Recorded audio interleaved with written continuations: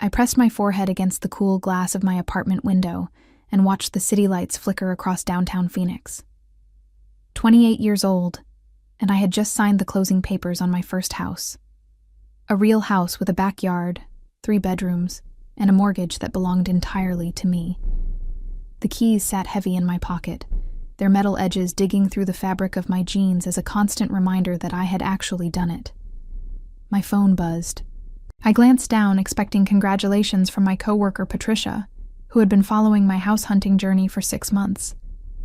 Instead, my mother's name lit up the screen. I hesitated before answering.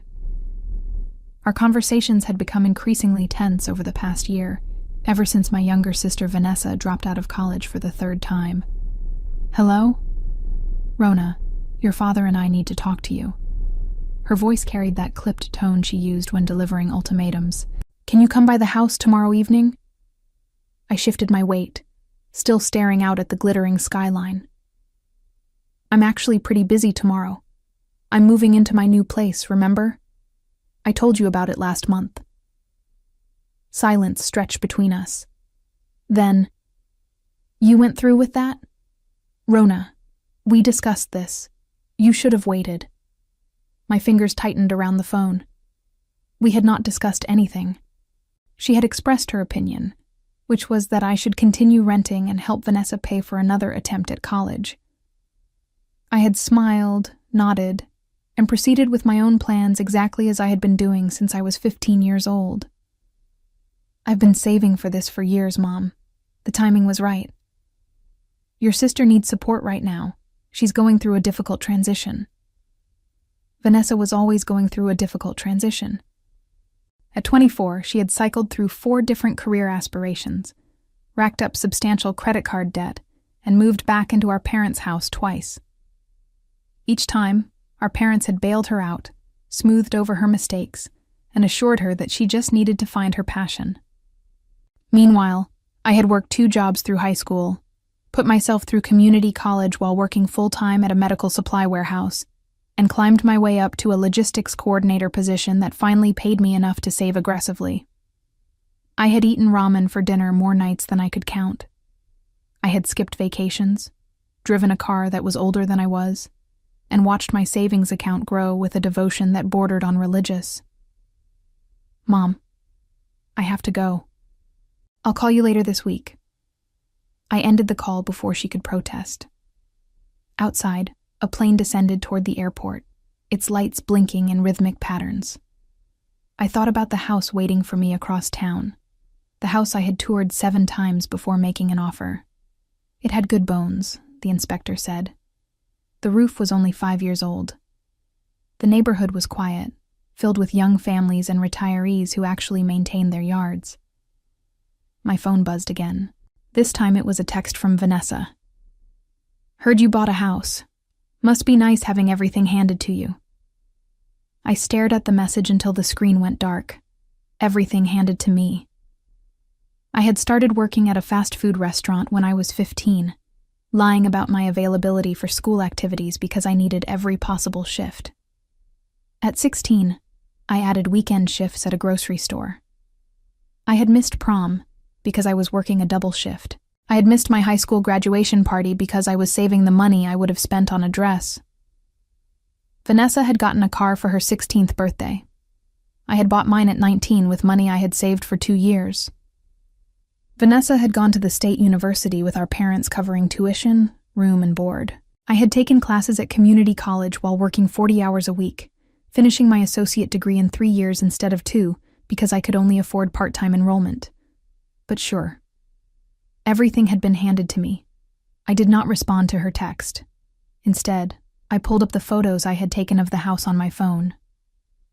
The living room had large windows that let in afternoon light. The kitchen needed updating, but the appliances worked. The backyard had a small patio where I could put a table and chairs. It was mine.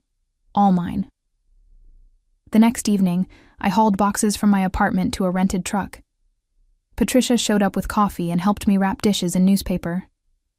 "Your parents coming to help?" she asked, taping up a box marked bedroom closet. "Didn't ask them." She gave me a knowing look, but did not press. Patricia was 43 and had been through 2 divorces. She understood family complications without needing detailed explanations. We finished loading the truck by 8 p.m.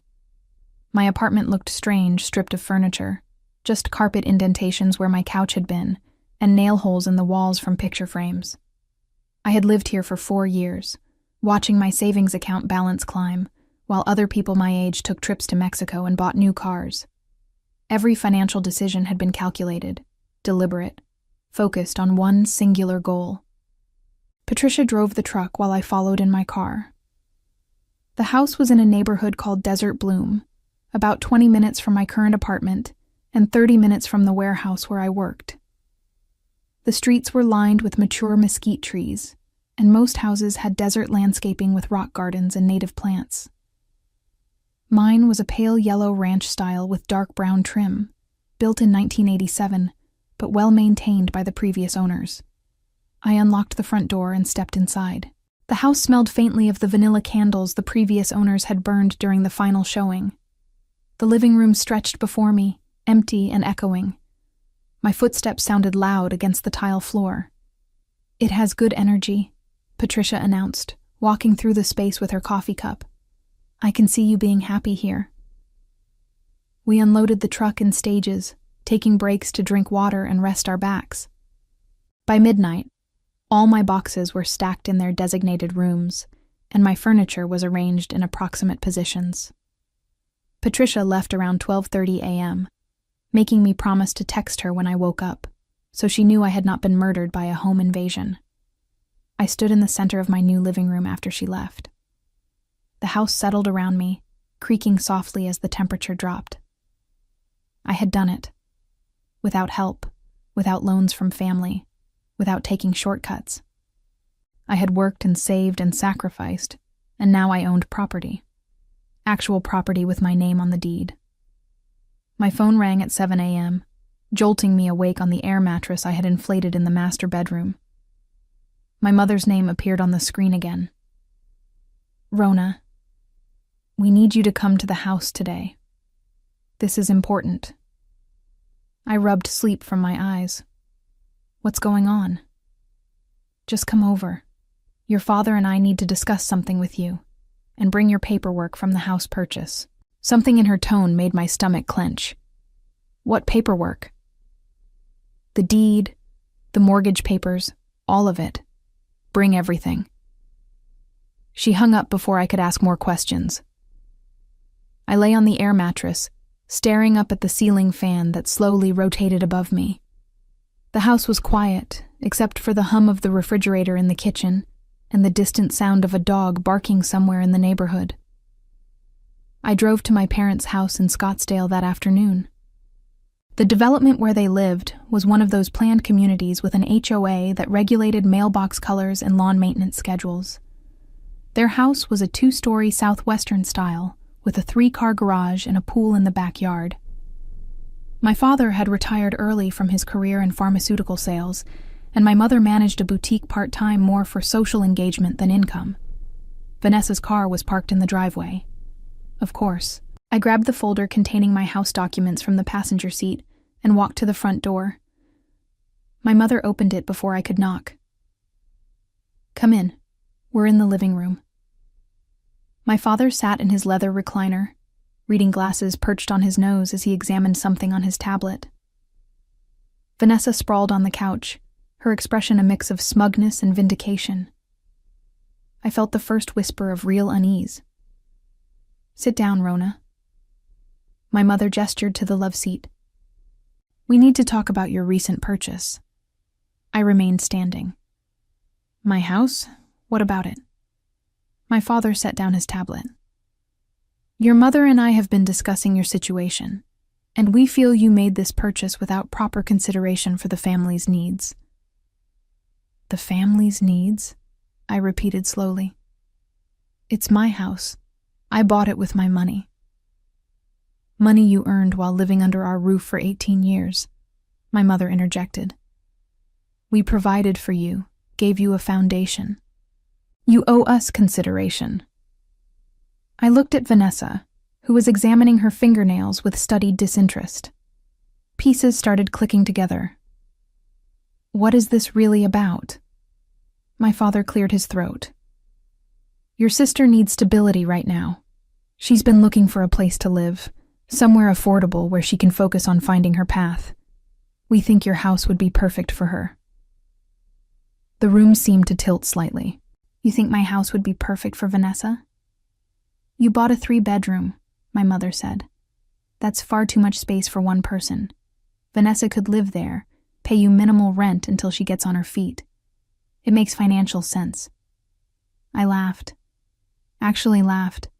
A sharp bark of sound that made all 3 of them flinch. You want me to hand over the house I just bought to Vanessa, after I worked 2 jobs for 13 years to save for it? Not hand over, my father said. Share it. Be a family. I worked at a fast food restaurant until my hands smelled like fryer grease permanently, I said, my voice rising. I worked overnight shifts at a warehouse. I ate boxed macaroni for dinner 4 nights a week. And you want me to give my house to Vanessa, who has never held a job for more than 6 months? Vanessa finally looked up. See? This is exactly your problem. You think you're better than me because you're willing to be miserable. The words hung in the air between us. I stared at my sister, at the designer purse sitting beside her on the couch that I knew my parents had bought her last month, at the manicured nails she had just gotten done at a salon I could not afford to visit. Willing to be miserable, I repeated. Is that what you think hard work is? You act like being responsible is some kind of virtue, Vanessa said, sitting up straighter. Meanwhile, you have no life, no friends except that woman from work, no relationship. You just save money and judge everyone else. Girls, that's enough, my mother interjected. Rona, we're not asking you to give Vanessa the house. We're asking you to share it. Let her live there for a while. Help her get established. She's your sister. I turned to my mother. When I needed help with college tuition, you told me to take out loans. When I needed a car, you told me to save up. But Vanessa gets everything handed to her, and I'm supposed to just accept that? We did what we thought was best for you, my father said. You were always independent. You didn't need as much support. I didn't need support. Or you just didn't want to give it to me because it was easier to let me struggle. The silence that followed was heavy with years of unspoken resentment. I had always been the capable one, the one who figured things out on her own. Vanessa had always been the one who needed help, guidance, financial bailouts. And somehow, I had become the villain for refusing to perpetuate that dynamic. Here's what's going to happen, my mother said, her voice taking on that authoritative tone she had used throughout my childhood. You're going to let Vanessa move into your house. She'll pay you $300 a month, which is more than fair given the family circumstances. I stared at her. $300 a month? The mortgage is $1,500, plus utilities, insurance, property tax. Then you'll cover the rest. Consider it an investment in your sister's future. Something shifted inside me then. A lifetime of swallowing disappointment, of being told I was selfish for wanting acknowledgement of my efforts, of watching my sister receive opportunities I had been denied while being lectured about family obligations. I felt it crystallize into a cold, hard certainty. No. My father frowned. Rona, be reasonable. I am being reasonable. The answer is no. Vanessa is not moving into my house. Not for $300 a month, not for any amount of money. It's my house. My mother's expression hardened. You're being incredibly selfish, after everything we've done for you. What exactly have you done for me? I asked. Please list it out. I'm genuinely curious. The question seemed to catch her off guard. She sputtered for a moment before saying, We raised you, fed you, clothed you, gave you a home. Basic parental obligations. What else? This is ridiculous, Vanessa said, standing up. You know what? Keep your stupid house. I hope you're happy living there alone, being bitter about your pathetic life. She stormed out, and I heard her car start in the driveway moments later. My parents watched me with matching expressions of disappointment and anger. You're making a mistake, my father said quietly. Family is supposed to help each other. Family is supposed to support each other's accomplishments, I replied, not tear them down out of jealousy and entitlement. I left before they could respond, climbing into my car with hands that shook slightly. I sat in their driveway for a long moment, watching the sun set behind their perfectly maintained house with its perfectly manicured lawn and its perfectly appointed interior that had never known what it meant to struggle. Then, I drove home, to my house. My imperfect, needs some updates, hard-won, completely mine house. I spent the next week unpacking boxes and arranging furniture. Patricia came over twice to help, and we assembled a bookshelf from a flat-pack store while drinking wine and complaining about the incomprehensible instructions. Work continued as usual. I coordinated shipments, managed inventory databases, and solved logistical problems for pharmaceutical supplies that needed to reach hospitals across the Southwest. My parents did not call. Neither did Vanessa. The silence felt like a cold war, but I found I did not miss the constant criticism and manipulation. I woke up each morning in my house, made coffee in my kitchen, and went to work from my address. Then, on a Tuesday afternoon while I was reorganizing the warehouse receiving bay, I received an email notification from the county court system. My heart sank before I even opened it. My parents had filed a lawsuit against me. The claim stated that they had provided substantial financial support throughout my life, with the understanding that I would assist family members in need. They were seeking either partial ownership of the house or financial compensation equivalent to 20 years of child-rearing expenses. I read the legal document 3 times, sitting in my car in the warehouse parking lot. The lawsuit detailed their investment in raising me, including itemized estimates for food, clothing, housing, and education. They claimed I had entered into an implied contract by accepting their support, and now owed restitution in the form of sharing my property with Vanessa. It was insane. It was also very real, with a court date set for 6 weeks away.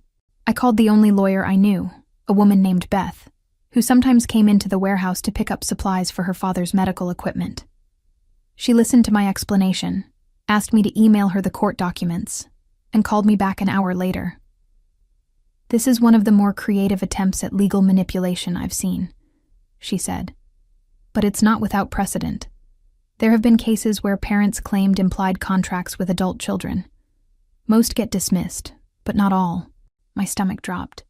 So they could win? It's unlikely, but I've learned never to say never in family court. Do you have documentation of your earnings and savings? Everything. Bank statements, pay stubs, tax returns. I kept it all. Good. Start putting together a timeline. Every job you worked, every dollar you saved. We need to demonstrate beyond doubt that you purchased this house entirely with your own funds and labor. I spent the next 2 weeks building my case. Every evening after work, I sat at my kitchen table with file folders spread across the surface, documenting 13 years of financial independence. Bank statements from my first checking account, opened when I was 16, with $200 from a month of burger flipping. Pay stubs from the grocery store where I had worked weekends and summers. Tax returns showing steady employment since I was legally allowed to file. Beth reviewed everything with methodical precision. She was in her late 30s, with sharp eyes and an even sharper understanding of family law. Her office was in a modest building downtown, decorated with photographs of her 3 children and framed court documents from cases she had won. Your documentation is excellent, she said during our 3rd meeting. But I need you to understand something. Family court judges have wide discretion. They can consider factors beyond strict legal precedent. The emotional angle your parents are playing could resonate with someone who believes family obligations supersede individual achievement. I gripped the arms of the chair. So even though I earned every cent, I might lose my house because I'm supposed to sacrifice for my sister? Not lose it entirely, but potentially be forced to share ownership or provide financial compensation. It depends on how the judge interprets implied family contracts. She leaned back in her chair. Tell me about your relationship with your parents. Not just recent history. Everything. I talked for an hour. I described working 2 jobs through high school while Vanessa got an allowance. I explained how my parents had paid for Vanessa's university education, while telling me to take out loans for community college. I detailed every birthday, where Vanessa received expensive gifts, while I got gift cards for practical stores. I outlined the pattern of enabling and expectation that had defined my family dynamics for as long as I could remember. Beth took notes, occasionally asking clarifying questions. When I finished, she set down her pen and looked at me directly. Here's what I see. Your parents practiced differential treatment throughout your childhood and adolescence. They consistently provided more financial support to your sister while expecting you to be self-sufficient. Now they're attempting to retroactively claim you owe them for basic parenting expenses. It's manipulative, and frankly, it makes me angry. But can we win? We can present a compelling case. Whether the judge rules in your favor depends on factors I can't control. She pulled out a legal pad. We need witness testimony. Anyone who can speak to your work history, your financial independence, the lack of parental support.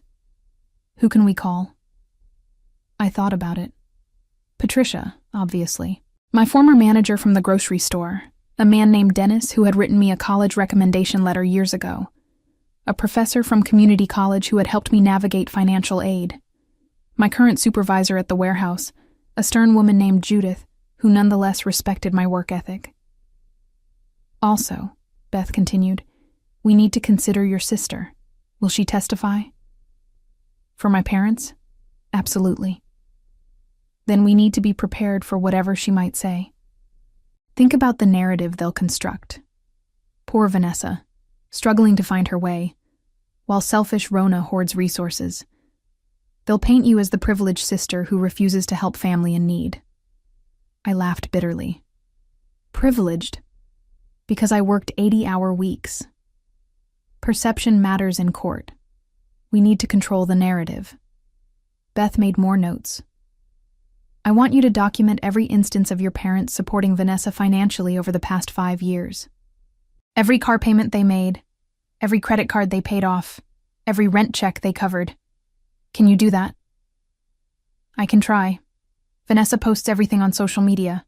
New purse, weekend trip, nice dinner out. I can probably piece together a timeline. Do it. And Rona? Beth's expression softened slightly. Prepare yourself emotionally. Family court can get ugly. They're going to say things designed to hurt you. Your parents will testify about what a difficult child you were, how ungrateful you've been. Your sister will likely paint herself as a victim of your success. You need to be ready for that. I nodded, but my hands were shaking when I left her office. That night, I sat in my living room with my laptop and went through Vanessa's social media accounts. 5 years of posts documenting a lifestyle I could never have afforded. Designer handbags, weekend trips to San Diego and Las Vegas, expensive brunches at trendy restaurants, concert tickets, new clothes for every season. And interspersed between the materialism were captions about struggle, about finding herself, about how hard life was when your family did not understand you. The cognitive dissonance was staggering. I created a spreadsheet. Dates, items, estimated costs based on retail prices. By the time I finished, I had documented approximately $60,000 in parental support Vanessa had received over 5 years. Meanwhile, my parents had given me exactly nothing during the same period. Not for birthdays, not for Christmas, not for emergencies. The court date approached. I took the day off work, dressing in the most professional outfit I owned. Black slacks, a navy blazer, and simple flats. Beth met me outside the courthouse at 8:30 a.m. Remember, she said as we walked through the metal detectors, stay calm. Answer questions directly and honestly. Don't let them bait you into emotional responses. The facts are on your side. The courtroom was smaller than I had imagined, with wood-paneled walls and fluorescent lighting that gave everything a slightly sickly cast. My parents sat on one side with their attorney, a silver-haired man in an expensive suit. Vanessa sat behind them, wearing a dress that probably cost more than my monthly grocery budget. The judge was a woman in her early 60s named Judge Morrison. She reviewed the case documents with a neutral expression while we waited in tense silence. Finally, she looked up. This is a petition for financial compensation or property rights based on parental investment in child rearing. The plaintiffs claim an implied contract. Let's proceed with opening statements. My parents' attorney stood. His presentation was smooth, practiced, designed to tug at heartstrings. He talked about sacrifice and duty, about parents who had devoted years to raising 2 daughters, about reasonable expectations of gratitude and reciprocity. He presented my parents as wounded and betrayed, their generosity thrown back in their faces by an ungrateful daughter who refused to help her struggling sister. Then Beth stood. Her opening statement was factual and precise. She outlined my work history, my financial independence, and the documented disparity in parental support between Vanessa and me. She presented it not as a sob story, but as a timeline of facts that spoke for themselves. The testimony began with my father. He sat in the witness box looking dignified and hurt, the perfect image of a disappointed parent.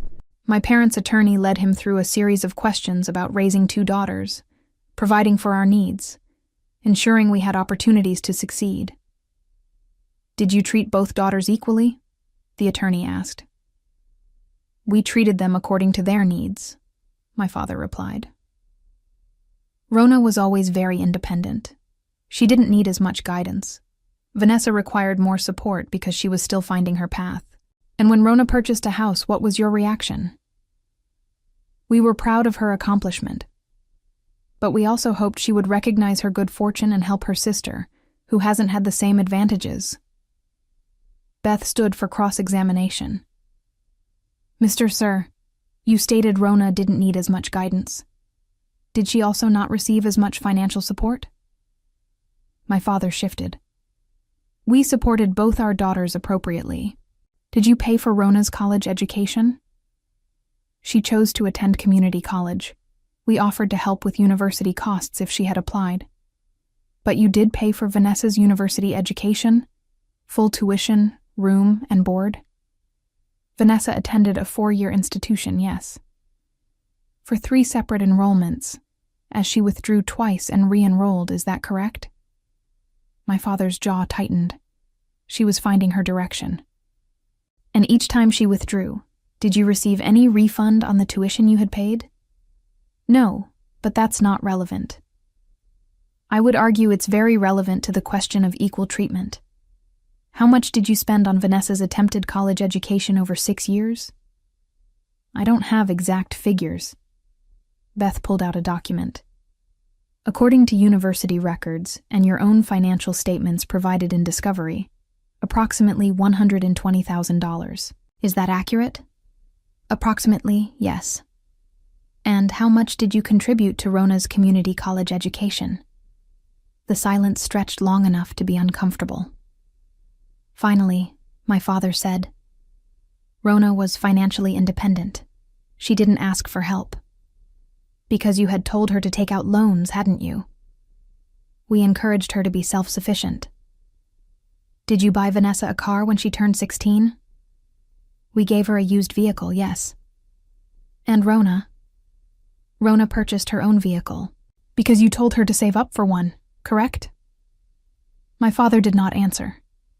Beth let the silence hang before continuing. Over the past 5 years, have you paid any of Vanessa's credit card bills? We've helped her through difficult periods. How much, approximately? I don't keep track of every dollar spent on my children.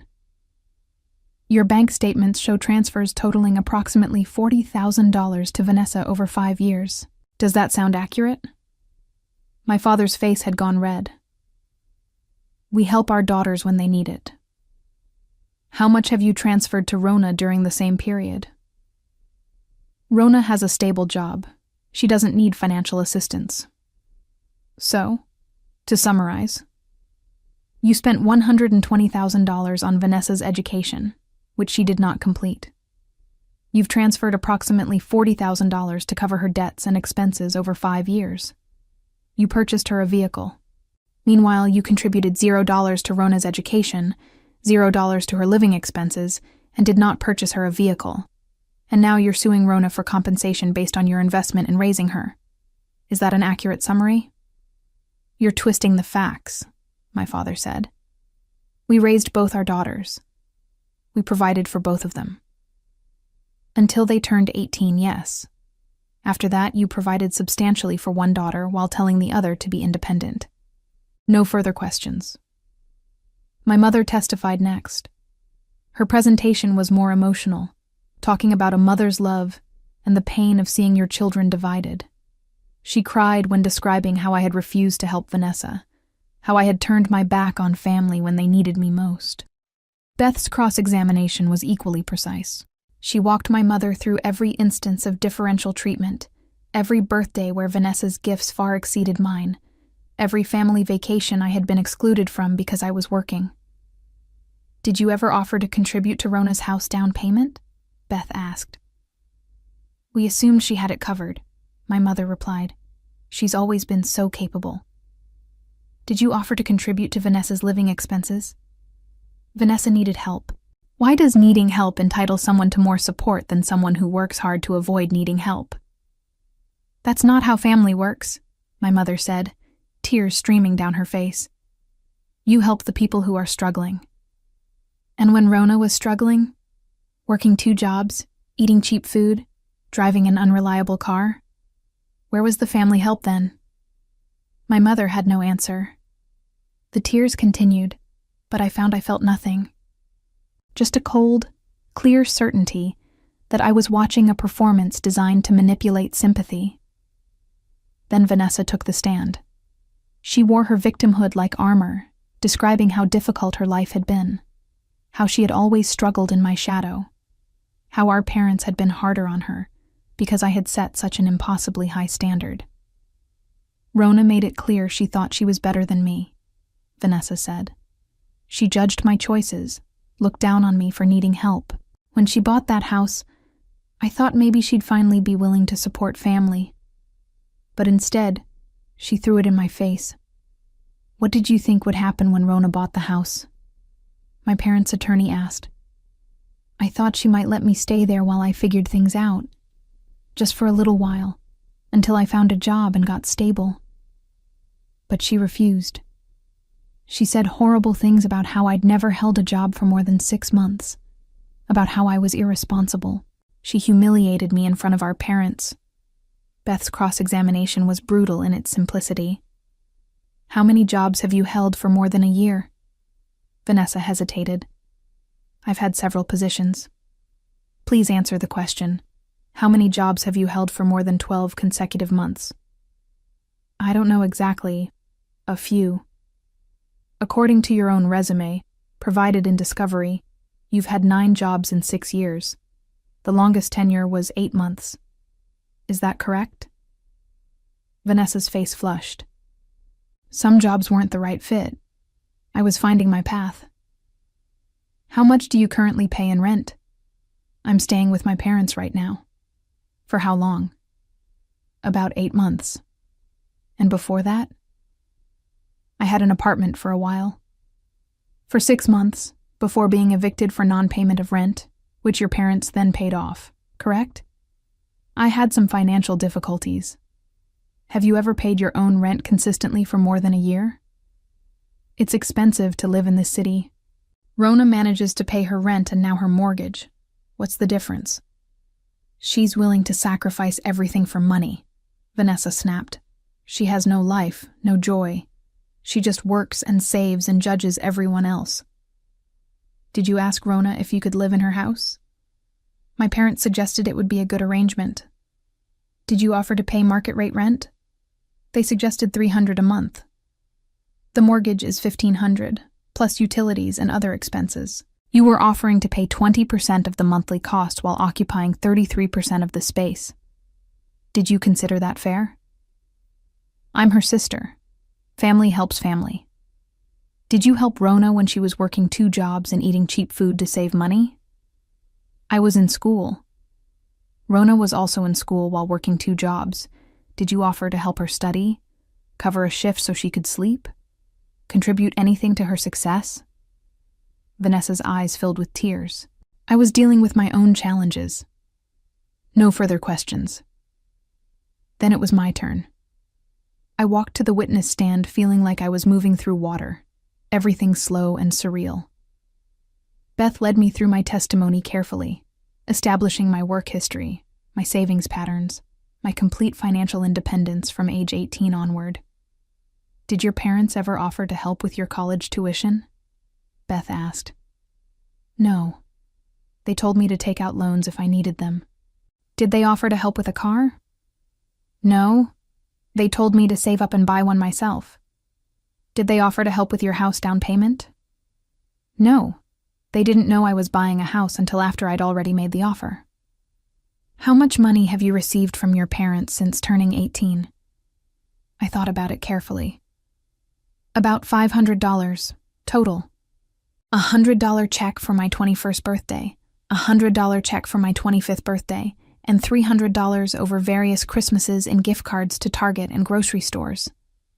And during that same period, how much did they give your sister? Based on social media posts, bank transfers they've mentioned, and direct statements they've made, I estimate approximately $160,000. A murmur went through the courtroom. Judge Morrison looked up from her notes. That's a substantial difference, Beth said. Did you ever question why you were treated differently? Many times. I was told Vanessa needed more help, and I was capable of taking care of myself. How did that make you feel? Like my hard work was being punished, like struggling and failing was rewarded while succeeding independently was taken for granted. My parents' attorney stood for cross-examination. His strategy was to paint me as bitter and selfish, someone who kept score and refused to understand that families have different needs at different times. Do you love your sister? He asked. I don't know anymore, I answered honestly. I love the idea of having a sister, but the person Vanessa has become, someone who expects everyone else to fund her lifestyle while contributing nothing, who views my hard work as something I'm doing to her rather than for myself. I don't know if I love that person. That's very harsh. It's very honest. Your parents provided for you for 18 years. Don't you think you owe them something? They fulfilled their legal obligation as parents. I don't owe them reimbursement for choosing to have children, even after everything they sacrificed for you. What did they sacrifice? Please, be specific. Because from where I'm sitting, they sacrificed for Vanessa while telling me to sacrifice for myself. He tried several more angles, but I refused to be baited into emotional responses. I stuck to facts, to timelines, to documented disparities in treatment. When I finally stepped down from the witness stand, I felt drained but clear-headed. Beth called Patricia as a character witness. Patricia testified about working alongside me for 5 years, about my dedication and work ethic, about the countless times I had mentioned saving for a house and the sacrifices I had made to achieve that goal. Did she ever mention her parents helping her? Beth asked. Never. She talked about them, but always in terms of what they were doing for her sister. I got the impression she'd given up expecting anything from them years ago. Dennis, my former grocery store manager, testified about employing me from age 16 to 22. He described a teenager who never called in sick, who took every extra shift offered, who saved her paychecks with focused determination. I offered to promote her to assistant manager when she was 19, he said. She turned it down because the hours would have conflicted with her community college classes. That's the kind of person Rona is. She thinks long-term, makes hard choices, doesn't take shortcuts. Judith, my current supervisor, testified about my performance at the warehouse. She was not effusive, That was not her style, but her clinical assessment of my capabilities and reliability carried weight. "Rona is the person I call when something critical needs to be handled correctly," Judith said. "She doesn't make excuses. She doesn't blame others. She solves problems. That's rare." The testimonies painted a clear picture. A woman who had worked relentlessly for 13 years, saved aggressively, and achieved her goal through pure determination. On the other side, the picture was equally clear. Parents who had enabled one daughter while demanding independence from the other, now attempting to retroactively claim compensation for basic parenting duties. Judge Morrison called for closing statements. My parents' attorney made an emotional appeal about family obligations and the reasonable expectations parents should have after decades of sacrifice. Beth countered with facts and timeline, demonstrating beyond doubt that I had purchased my house entirely with my own earnings while my parents had provided substantially more support to my sister. "The plaintiffs claim an implied contract," Beth concluded. But there was no contract, implied or otherwise. There was only a pattern of differential treatment where one daughter was given every advantage while the other was told to fend for herself. Rona did fend for herself. She succeeded through hard work and sacrifice. Now her parents want to punish that success by forcing her to subsidize her sister's continued dependence. This court should not reward that manipulation. Judge Morrison took a brief recess. We sat in the courtroom for 30 minutes while she reviewed the case documents in her chambers. I counted ceiling tiles, trying not to think about the possibility of losing the house I had worked 13 years to buy. When Judge Morrison returned, her expression was unreadable. "I've reviewed the testimonies and documents," she began. "This case presents questions about family obligations, implied contracts, and the extent to which adult children owe their parents compensation for child-rearing expenses." My heart pounded so hard I could feel it in my throat. "However, after careful consideration, I find no legal basis for the plaintiff's claims." Judge Morrison continued, her voice steady and authoritative in the quiet courtroom. "The plaintiffs argue they provided substantial support during the defendant's childhood and therefore deserve compensation or property rights. However, providing basic necessities for a minor child is a legal obligation, not a contract that creates future debt." My mother made a small sound of protest. The judge's eyes flicked toward her before returning to the documents. "Moreover, the evidence presented demonstrates a clear pattern of disparate treatment between the two daughters. The plaintiffs provided approximately $160,000 in support to their younger daughter Vanessa after she reached adulthood, while providing approximately $500 to their older daughter Rona during the same period. The plaintiffs cannot claim they made equal investments in both children when the financial evidence proves otherwise." My father's attorney stood. "Your Honor, the investment in childhood years." "Counsel, I've heard your arguments. The childhood years are not at issue here. What is at issue is whether the defendant owes her parents compensation or property rights based on that childhood. The law is clear. She does not. Parents choose to have children. Children do not choose to be born. The duty flows one direction." Judge Morrison looked directly at my parents. "What troubles me most about this case is the apparent motivation. The defendant worked 2 jobs from age 15. She put herself through college while working full-time. She saved aggressively and sacrificed considerably to purchase her home. Rather than celebrating this achievement, the plaintiffs filed suit within weeks of the purchase, seeking to transfer benefit to the younger daughter who has received substantially more parental support and demonstrated less financial responsibility." Vanessa's face had gone pale. My mother was crying again, but this time the tears looked different, panicked rather than performative.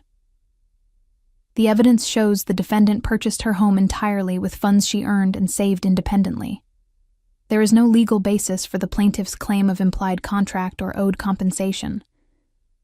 Furthermore, I find the timing and motivation of this lawsuit to be concerning. It appears designed not to recover genuine losses, but to manipulate the defendant into supporting her adult sister indefinitely." Judge Morrison picked up her gavel. "The case is dismissed with prejudice. The defendant owes nothing to the plaintiffs. Additionally, I am awarding legal costs to the defendant. The plaintiffs will reimburse her attorney fees and court costs within 60 days. The gavel came down with a sharp crack that echoed through the courtroom. I sat frozen, my brain struggling to process what had just happened. Beth touched my arm gently. We won. It's over. My parents' attorney was already gathering his papers, his expression professionally neutral, but his movements tight with suppressed frustration. My father stared straight ahead, jaw clenched. My mother continued crying, but now she was looking at me with something that might have been shock or might have been rage. I could not tell which.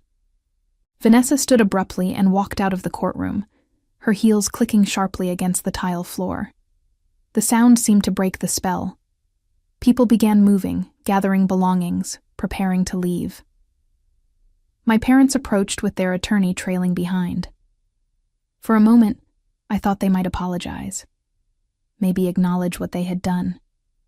Maybe show some recognition of how they had tried to steal the one thing I had worked my entire adult life to achieve. Instead, my father said, "You've destroyed this family." The words were so absurd I almost laughed. I destroyed the family? You sued me for buying a house with my own money. You refused to help your sister, my mother said, wiping tears with a tissue. You chose property over family. I chose myself, I corrected. For the first time in my life, I chose myself. And you couldn't stand it. We raised you better than this, my father said. You raised me to be independent and self-sufficient. That's exactly what I am. You just didn't like it when I succeeded without needing you. Beth stepped forward. This conversation is over. Please direct any further communication through my office. My parents left without another word. Their attorney paused long enough to hand Beth a business card, probably for coordination of the legal fees payment, then followed them out. I stood in the empty courtroom, listening to the silence. Beth was making notes, probably documenting details she would need for her files. A bailiff was straightening chairs. Ordinary activities in a space where my entire future had just been decided. Are you okay? Beth asked, looking up from her notepad. I don't know yet. Ask me tomorrow. She smiled. Fair enough. You should know. That was one of the most clear-cut dismissals I've seen. Judge Morrison was not impressed with your parents' case. The bit about awarding you attorney fees? That's unusual. She wanted to send a message. What message? That manipulative lawsuits have consequences. Your parents will have to pay approximately $8,000 in legal fees. It's not a fortune, but it's enough to sting. And it's public record. Anyone who searches their names will see they sued their daughter and lost. We walked out together into the bright Phoenix afternoon. The heat hit like a physical wall after the air-conditioned courthouse. I squinted against the sunlight, fumbling in my purse for sunglasses. Go home, Beth advised. Take the rest of the day off. Process everything. Tomorrow you can start moving forward. I drove home through familiar streets, passing the warehouse where I worked, the grocery store where I had spent countless teenage hours, the community college campus where I had juggled classes and employment. Every landmark was a marker of the journey that had led to this moment. When I pulled into my driveway, I sat in the car for a long moment, just looking at the house. My house. Legally, undeniably, permanently mine. No one could take it from me. No lawsuit, no manipulation, no family obligation could strip away what I had earned. I walked inside and stood in the living room, the same space where I had stood on moving day feeling such accomplishment. Now that feeling was complicated by relief and exhaustion and a strange sort of grief. I had won. But winning meant accepting that my parents had truly tried to take my house, that my sister had supported their effort, that the family I had once hoped might someday acknowledge my achievements had instead tried to punish me for them. My phone buzzed. Patricia. How did it go? I called her instead of texting. She answered immediately. Tell me everything, she demanded. I recounted the trial, the testimonies, Judge Morrison's dismissal. Patricia whooped so loudly I had to hold the phone away from my ear. I knew it. I told you they had no case. God, I wish I could have seen your parents' faces. My mother cried through most of it. My father looked like he wanted to break something. Vanessa walked out before the judge even finished speaking. Good. They should be embarrassed. Suing your own daughter for buying a house? That's psychotic. We talked for another 20 minutes. Patricia offered to bring over dinner, but I declined. I needed time alone to process everything. After we hung up, I wandered through my house, reacquainting myself with the space that had nearly been taken from me. The guest bedroom where I had set up a home office. The master bedroom with the attached bathroom that had sold me on the house during the first showing. The kitchen with its outdated countertops that I planned to replace eventually, when I saved enough extra money. The backyard with its small patio and desert landscaping. Mine. All mine. Over the following weeks, life settled into a new normal. Work continued with its usual rhythms of shipments and inventory management. I had dinner with Patricia twice, once at a Thai restaurant, and once at her apartment where she made an elaborate pasta dish and we drank too much wine. I replaced the kitchen faucet that had been dripping since I moved in. I planted native flowers in the backyard and watched them struggle briefly before adapting to the desert heat. My parents did not contact me. Neither did Vanessa. The silence was absolute, as if I had been erased from their lives the moment the judge dismissed their case. Sometimes I wondered what they told people about me.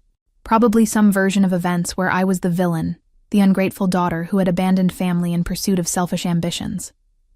Then, 6 weeks after the trial, I received a call from Dennis, my former grocery store manager. I had not spoken to him since the trial, though we occasionally exchanged brief pleasantries when I ran into him around town. "Rona, I thought you should know something," he said after we exchanged greetings. "I ran into your mother at the shopping center yesterday. She was with a friend, and I overheard them talking about you." My stomach tightened. What did she say? She was telling this woman about how her ungrateful daughter had sued the family, caused all kinds of trouble, refused to help her struggling sister. She made it sound like you were the one who filed the lawsuit. I closed my eyes. Of course. Rewrite history, shift blame, play the victim. What did you do? I walked over and corrected her, told her friend the truth, that she and your father had sued you, that I'd testified at the trial, that the judge dismissed the case and made them pay your legal fees. Your mother tried to argue, but I just repeated the facts. Eventually, she left. Thank you for that. She's telling people you're mentally unstable, Dennis continued, that you've always had problems, that they tried to help, but you refused treatment. I thought you should know she's spreading this narrative. After we hung up, I sat on my couch feeling a familiar anger kindle in my chest. It was not enough that they had tried to take my house. Now they were trying to take my reputation, spreading lies to anyone who would listen. Painting themselves as concerned parents dealing with a troubled daughter rather than what they actually were. Manipulative people who had tried to steal from their child through legal intimidation. I called Beth. Can they do this? Lie about me publicly? Technically, you could pursue a defamation case if you can prove damages. But honestly, let them talk. Anyone who matters already knows the truth. The court record is public. Their lawsuit and its dismissal are documented facts. Let them tell their lies. Time will reveal the truth.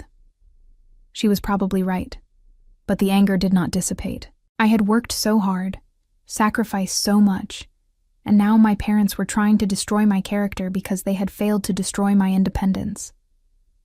Then, a week later, something unexpected happened.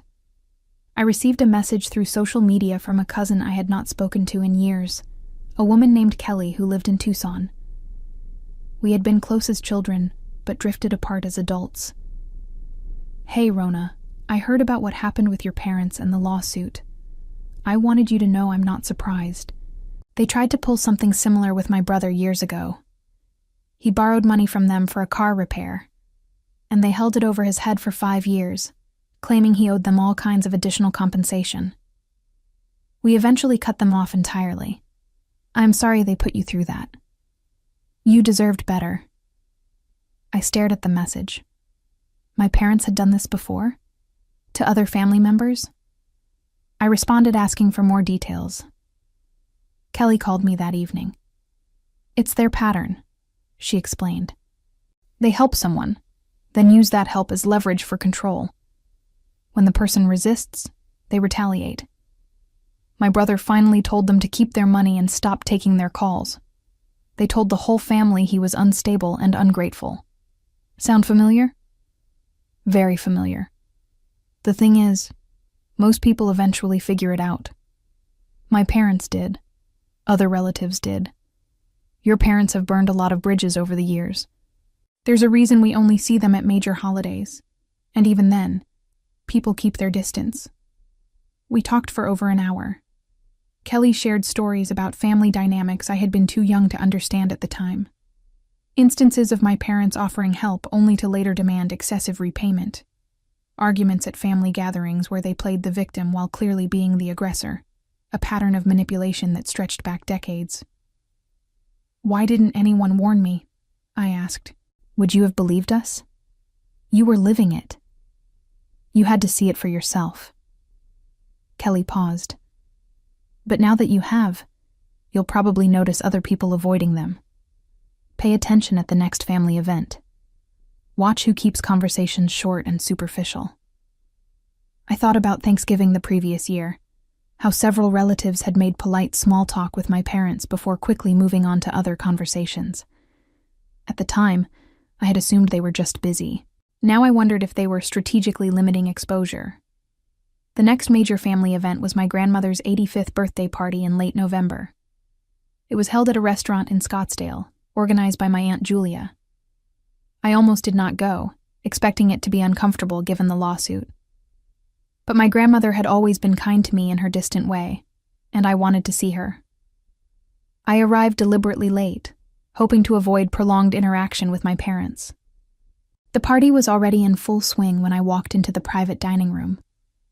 My grandmother sat at the head of a long table, surrounded by children, grandchildren, and great-grandchildren spanning 4 generations. My parents were there, of course, seated near my grandmother with Vanessa beside them. When they saw me enter, my mother's face tightened. My father looked away. Vanessa stared at me with undisguised hostility. I made my way to my grandmother, giving her a gentle hug and birthday wishes. She patted my hand absently, already distracted by a great-grandchild climbing on her lap. Then I found a seat at the far end of the table, between Kelly and another cousin named Jason. "Brave of you to come," Kelly murmured. "It's my grandmother's birthday. I'm not letting them drive me away." Throughout dinner, I was hyper-aware of my parents' presence. They made a show of being attentive to Vanessa, laughing at her jokes, including her in every conversation. The message was clear. See what you're missing by refusing to fall in line.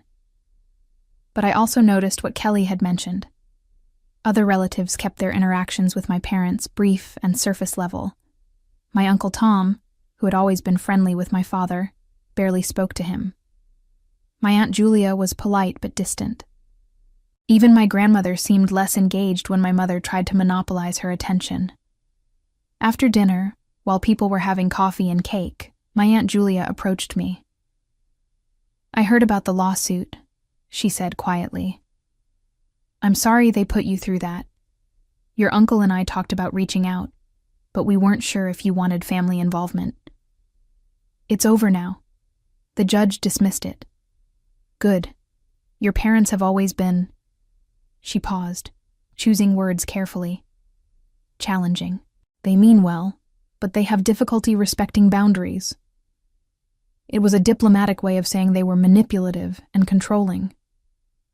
I appreciated the sentiment, even if the language was softened. As the party wound down and people began leaving, my mother cornered me near the coat check. "I hope you're happy," she said, her voice tight. You've turned the whole family against us." "I didn't turn anyone against you. I just stopped letting you control me. We tried to help you understand family responsibility. You tried to steal my house and give it to Vanessa. That's not family responsibility. That's exploitation. Everything was always so easy for you," my mother continued, as if I had not spoken. "You got good grades without trying. You found jobs easily. You saved money without struggle. You don't understand what it's like for people who need more support." The revisionist history was breathtaking. "Easy? Mom, I worked 80 hours a week for years. I ate ramen for dinner so I could save an extra $20. I drove a car that broke down constantly because I couldn't afford anything better. None of it was easy. I just didn't quit when things got hard." "You're so judgmental," she said. "Just like always. Looking down on everyone who doesn't meet your impossible standards. My standards are working for what you want, and not expecting others to fund your lifestyle. That's not impossible. That's basic adulthood." My father appeared, placing a hand on my mother's shoulder. "We should go. There's no point talking to her." They left without saying goodbye to anyone, Vanessa trailing behind them. The remaining family members watched them go with expressions ranging from relief to resignation. Kelly came to stand beside me. "See what I mean? They burn bridges and then wonder why people avoid them." In the months that followed, the distance between my parents and me became permanent. I heard through relatives that they continued telling their version of events to anyone who would listen. But the court record was public, and enough people knew the truth that their narrative gained little traction. Vanessa posted vague comments on social media about betrayal and family loyalty. I blocked her accounts and moved on. Some relationships, I realized, were not worth saving. Meanwhile, my life continued to improve. I received a promotion at work, a salary increase that let me start saving for the kitchen renovation I wanted. I adopted a rescue dog, a medium-sized mutt named Copper, who loved the backyard and slept on my bed every night. Patricia and I took a weekend trip to Sedona, my first vacation in 5 years. The house became more than just an achievement. It became a home. I painted the guest bedroom a warm sage green. I hung photographs and artwork on the walls. I learned to cook complicated meals in my kitchen, no longer subsisting on cheap, quick options. I hosted a small dinner party for Patricia, Judith, and a few other co-workers, and felt genuine pride in showing them the space I had created. Occasionally, I would think about my parents and sister. I wondered if they had learned anything from the lawsuit, or if they continued their pattern of enabling and manipulation. I wondered if Vanessa would ever develop the independence she needed, or if she would spend her life seeking someone to fund her existence. But mostly, I focused on my own future. I was 29 now, with a house I owned, a job I was good at, and friendships that sustained me. I had learned to set boundaries and enforce them. I had learned that family was not an excuse for exploitation. I had learned that working hard and succeeding did not make me selfish. It made me capable. One evening, nearly a year after the trial, I sat on my back patio with Copper curled at my feet. The desert sunset painted the sky in shades of orange and pink. My house stood solid behind me, no longer threatened by lawsuits or family manipulation. I had paid down the mortgage slightly ahead of schedule. The kitchen renovation was planned for next spring. I thought about the girl I had been at 15, working her first job at a fast food restaurant and dreaming of independence. She would be proud of where I had ended up. Not just the house or the job or the financial stability, but the strength to stand up to people who tried to take what I had earned. My parents never apologized. Within 6 months of the trial, their relationship with most of the extended family had deteriorated further. Relatives stopped inviting them to events after they caused a scene at another cousin's wedding, criticizing the expense and making pointed comments about family members who refused to help each other. My Uncle Tom finally told them directly that their pattern of manipulation had worn out everyone's patience. They stopped attending family gatherings after that, effectively isolating themselves through their own behavior. Vanessa moved in with a boyfriend who lasted 4 months before realizing she expected him to fund her entire lifestyle. After he left, she moved back in with my parents, where she remained, still searching for someone to support her while contributing nothing. The three of them created their own small bubble of resentment, convinced the world was against them, never acknowledging that their troubles were self-created. I stood on my back patio that evening, watching the desert sunset paint the sky, and realized I was exactly where I was meant to be. Not because revenge had tasted sweet, though the judge's dismissal had brought a fierce satisfaction, but because I had protected what I had built through years of sacrifice and determination. The lawsuit had been their final attempt to take from me, and I had refused to let them. That refusal had cost me a family, but it had preserved something more important: my self-respect, my independence, and the future I had worked so hard to create. Some battles choose you, and when they do, the only option is to fight with every resource you have, knowing that winning means not just keeping what's yours, but proving to yourself that you're strong enough to defend it.